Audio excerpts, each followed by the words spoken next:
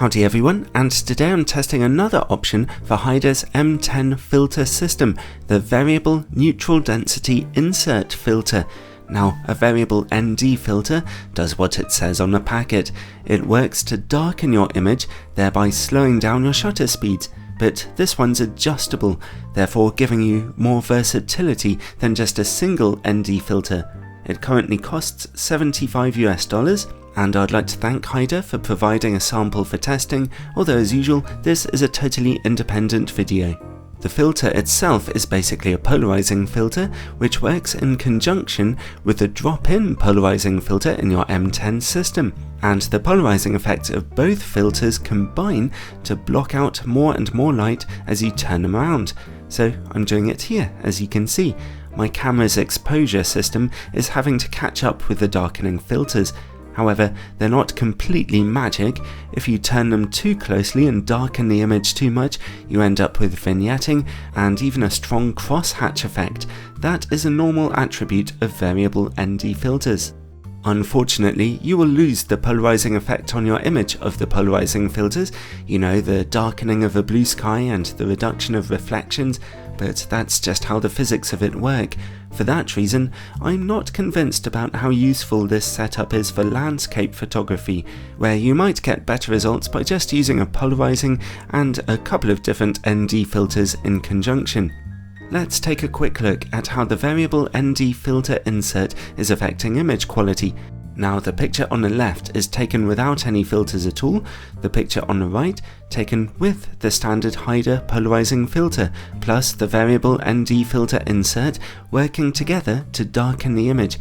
And you can see from the shutter speeds that, even when I turned the variable ND filter to its lightest position, we are still blocking out some light a little over one stop. What you might be able to see here is that this variable ND setup is having a slight warming effect on the image's colours. If we zoom in close to the image though, you can see that sharpness is not affected, which is obviously quite important. Anyway, let's move out again to see the full image. This is the variable ND filter at its lightest setting. Here it is at a medium setting. As you can see, the shutter speed has slowed right down to 1/15 of a second. Now I've stopped it down even further, twice as dark again. However, I'm kind of at the filter's limits now, and vignetting is quite clearly visible in the top right and bottom left corners. However, bear in mind that this is the image on a full frame camera. If you're shooting on APS-C, you'll be cropping out those dark corners and thereby squeezing out some extra darkness range from the variable ND filter. And if you push the filter all the way to its darkest point, you get an unusable image with a crosshatch effect, as you can see here. As I mentioned, that's pretty normal for a variable ND filter.